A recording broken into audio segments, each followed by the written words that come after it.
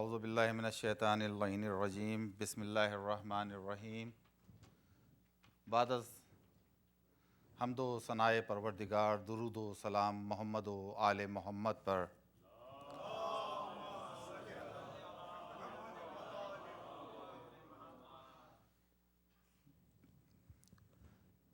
سرکار سدا حسین جلالی قلندری کی تعارف میں جو میرے چھوٹے بھائی عرفان نے پریزنٹیشن دی، وہ اس وقت موقع کے لحاظ سے کافی تھی۔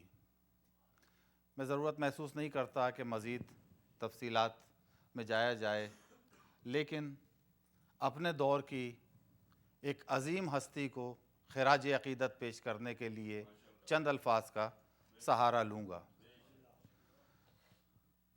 دل تو چاہتا تھا کہ مختلف زاویوں سے آپ کے تعارف میں کچھ کلمات کہوں، لیکن اس مکمل پریزنٹیشن کے بعد میں بیٹھا ہوا تاریخ کے مختلف کرداروں پر غور کر رہا تھا کہ کون سا کردار ایسا قریب ترین ہے کہ جس کی شخصیت کا سہارا لیتے ہوئے میں سرکار کی خدمت میں چند الفاظ پیش کروں،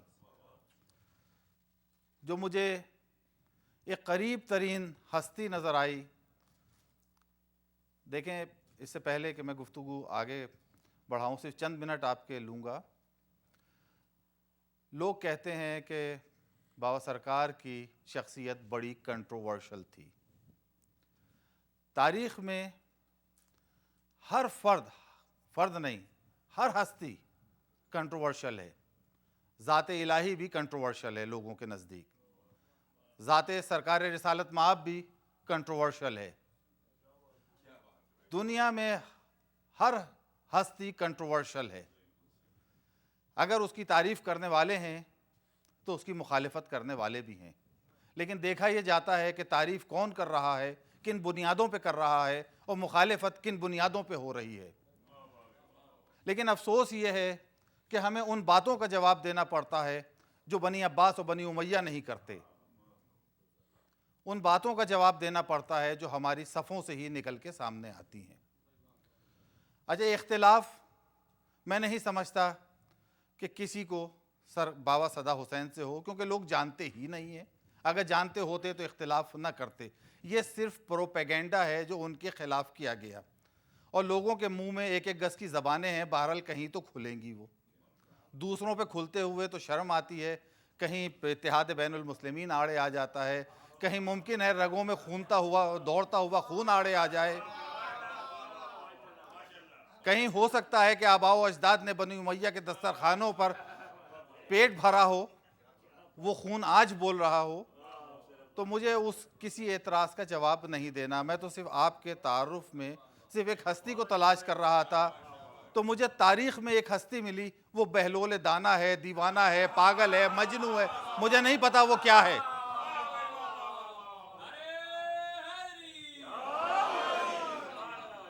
لیکن مجھے بڑے سرکار کے قریب ترین جو ہستی نظر آئی، کیونکہ میں سرکار سے واقف بھی ہوں، ان کے دست ارادت میں بھی رہا ہوں، اور میں ان کو مانتا رہا ہوں، اور ان کی دست شفقت بھی مجھ پر رہی ہے۔ یہ اور بات ہے کہ ہو سکتا ہے ماننے والوں میں کچھ خرابیاں نظر آئیں، لیکن اگر ماننے والوں میں کچھ خرابیاں ہیں تو اس سے آپ شخصیت کا اندازہ نہیں لگا سکتے، اس لیے کہ اگر سرکار کو پہچاننا ہو، سرکار رسالت مآب کو، تو دائیں بائیں والے سے تو نہیں پہچانواؤ گے نا۔ میں دعوے سے اور یقین سے کہتا ہوں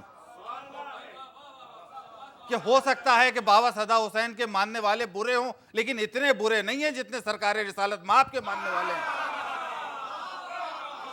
ان کا نام لینے والا اتنا برا نہیں ہے جتنا سرکار رسالت مآب کا نام لینے والا برا ہے۔ ہر دور میں آپ سقیفہ سے لے کے طالبان اور القاعدہ تک دیکھ لیں، سب کلمہ پڑھ رہے ہیں رسول کا۔ ان سے بدترین مخلوق کوئی دنیا میں نہیں ہے، تو ان سے تو سرکار رسالت مآب کو نہیں پہچانو گے۔ بہرحال میں نے دیکھا کہ مجھے بہلول نظر آیا، بہلول کی زندگی کا مقصد صرف ایک تھا، وہ مجھے نہیں پتا وہ دیوانہ تھا، دانا تھا، پاگل و مجنون تھا، کیا تھا، لیکن اس کی زندگی کا ایک مقصد تھا کہ گلی گلی میں علی علی ہو جائے. بھئی چاہے جیسے بھی ہو جائے، گلی گلی میں علی علی ہو جائے. اور میں نے بابا صدا حسین کی زندگی میں دیکھا، اس کی زندگی کا ایک ہی مقصد تھا، گلی گلی کوچے کوچے میں حسین حسین ہو جائے. لیکن آج جو مقصرین اور منکرین عظمت آل محمد اور مقصرین مودت یہ جو مذموم پروپیگنڈے کرتے ہیں، اب آپ سوچیں عزاداروں کے لیے، جو عزادار ہیں، جو ماتمی ہیں، ان کے لیے پروپیگنڈے ہوتے ہیں. وہ تھا جس نے زندگی صرف کر دی، تو اس کے لیے تو جتنا کچھ کہا جائے ان کی طرف سے وہ کم ہے. تو بہلول نے زندگی وقف کی علی علی کرنے کے لیے، اور سرکار صدا حسین نے اپنی زندگی وقف کی حسین حسین نہیں صرف حسین حسین کرنے کے لیے نہیں، اس نے حق مودت ادا کیا. اس نے عدو لمن عاداہم و محب لمن احبہم دونوں کی تفسیر عملی زندگی میں پیش کی. اگر اس نے عزاخانے بنائے تو یہ واحد ذات تھی جس نے ایک روڈ کا نام تبرہ روڈ رکھا، ورنہ کسی میں جرت نہیں ہے. دعویٰ تو سب کرتے ہیں، جرت کسی میں نہیں ہے. یہ اجازت بند کمروں میں نہیں دی جاتی کہ قاتل فاطمہ زہرا سے ڈس ایسوسیشن کیا جائے، اسے اعلان برات کیا جائے. وہ تھا جس نے میدانوں میں نکل کر دونوں حق ادا کیے. اور یہ پاکستان کی تاریخ ہے کہ دو افراد نے، آج جو شیعت پاکستان میں نظر آ رہی ہے، یہ دو دیوانوں کا یا وہ ہے زندگی وقف کرنے کا. ایک مرحوم اسماعیل دیوبندی اور ایک سرکار صدا حسین. یہ دو آدمیوں کی زندگی وقف کرنے کا نتیجہ ہے کہ آج پاکستان میں اتنی شیعت نظر آ رہی ہے. ورنہ یہ شیعت نہ مسجدوں سے پھیلی ہے، نہ محرابوں سے پھیلی ہے، نہ کتابوں سے پھیلی ہے، نہ تفسیروں سے پھیلی ہے، نہ فتووں سے پھیلی ہے. یہ دو آدمیوں نے اپنی زندگی وقف کی تو یہ شیعت جو ہے یہ پروان چڑھی ہے پاکستان کے اندر. ہو سکتا ہے آج بہلول ہوتا تو اس پر بھی اعتراض ہوتا کہ بہلول یہ کیا کر رہے ہو، یہ تو بڑی تم امت کو تقسیم کر رہے ہو، یہ تم کیا ضرورت ہے اتنا علی علی کرنے کی. ارے بہلول کب تک علی علی کرو گے؟ بھئی کوئی انتہا ہوتی ہے، بہلول کب تک علی علی کرو گے؟ لیکن مجھے نہیں پتا کہ بہلول کب تک علی علی کرے گا. اور ہو سکتا ہے کہ لوگ بہلول سے ڈر کر اس کی دیوانگی کی وجہ سے اس پر اعتراض نہ کرتے. لیکن کم از کم زبیدہ پہ تو کر دو اعتراض. زبیدہ مسجدیں باقی ہیں، زبیدہ بڑے بڑے علماء باقی ہیں، زبیدہ تیرے وقت کا امام باقی ہے. تو جنت اس سے لے رہی ہے بہلول سے؟ تو جنت بہلول سے لے رہی ہے؟ تو ہو سکتا ہے پلٹ کے زبیدہ جواب دے کہ میں یقین رکھتی ہوں کہ میرا مولائے کائنات جو ہے قسیم النار والجنہ ہے، حسنین جو ہیں یہ جنت کے سردار ہیں، شہزادی جو ہیں یہ شافع محشر ہیں. لیکن میرے مولا کا ایک مزاج ہے. مولا سے کسی نے سوال کیا، آپ اس کی تفسیر ہو سکتا ہے بیان کریں. کسی نے سوال کیا کہ مولا آپ میں اور ہم میں کیا فرق ہے، مجھ میں اور آپ میں کیا فرق ہے؟ تو مولا نے پلٹ کے اس سے سوال کیا تو یہ بتا کہ جب خدا تجھے دیتا ہے تو کیا کرتا ہے، اور جب خدا تجھ سے لیتا ہے واپس تو کیا کرتا ہے؟ اس نے کہا مولا جب خدا مجھے دیتا ہے تو میں شکر کرتا ہوں. کہا جب واپس لیتا ہے تو کیا کرتا ہے؟ کہا جب واپس لیتا ہے تو میں صبر کرتا ہوں. کہا دیکھ تجھ میں اور ہم میں یہ فرق ہے، جب خدا ہمیں کوئی چیز عنایت کرتا ہے ہم تقسیم کر دیتے ہیں، جب خدا ہم سے کوئی چیز واپس لیتا ہے تو ہم شکر کرتے ہیں. یہ واپس کا اس وقت یہ موقع نہیں ہے کہ اس تفسیر میں جایا جائے، لیکن زبیدہ نے ہو سکتا ہے یہ سنا ہو کہ جب مولا ہمیں دیتا، خدا ہمیں دیتا ہے تو ہم تقسیم کر دیتے ہیں. تو جب اللہ نے مولا کو جنت تقسیم کرنے کا اختیار دیا تو میرے مولا نے اس اختیار کو تقسیم کیا. بھئی یہ اختیار کس کے پاس آئے گا؟ یہ میثم تمار کے پاس آئے گا، یہ ابو ذر کے پاس آئے گا، یہ سلمان کے پاس آئے گا، یہ بہلول کے پاس آئے گا، یہ فرزدق کے پاس آئے گا، یہ دیبل خزائی کے پاس آئے گا، یہ لال شہباز کے پاس آئے گا، یہ خواجہ ربی کے پاس جائے گا، خواجہ مراد کے پاس جائے گا، خواجہ ابا سلط کے پاس آئے گا، بابا صدا حسین کے پاس آئے گا. اب اگر بہلول جنت دے رہا ہے تو اعتراض نہیں کرتے، اگر کوئی آ کے سرکار سے کہہ دے کہ میرے بیٹے کی دعا کر دے تو اعتراض کرتے ہو کہ مسجد میں جا کے دعا نہیں کرتا ہے، کعبے میں جا کے دعا نہیں کرتا ہے، یہ صدا حسین کے پاس تو کیوں آ گیا؟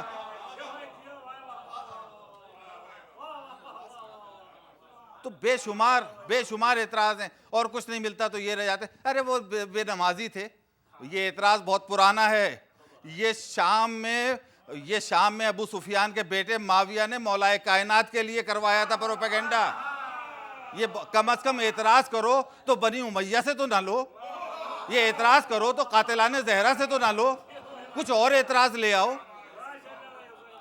شخصیت کو جانتے نہیں ہیں, آگاہ نہیں ہیں, اور اعتراضات اس حد تک ہیں. صرف یہ اعتراضات اس وجہ سے کہ اس نے اپنی زندگی وقف کیوں کی. دیکھیے یہ اس کا مشن تھا, یہ باقی لوگوں کا مشن نہیں ہے.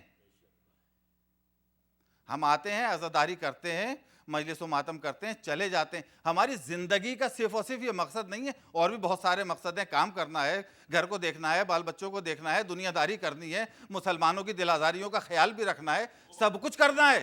لیکن وہ تھا کہ جس نے اپنی زندگی صرف اور صرف عزاداری کے لیے وقف کر دی, اور صرف پاکستان میں نہیں, 1400 سال کی تاریخ گواہ ہے. جو لوگ تاریخ جانتے ہیں وہ بتائیں بازار شام میں ماتم کب ہوا, وہ بتائیں دربار یزید کے سامنے ماتم کب ہوا. یہ صرف سرکار کی ہستی تھی کہ بازار شام میں بھی ماتم ہوا, دربار یزید کے سامنے بھی ماتم ہوا.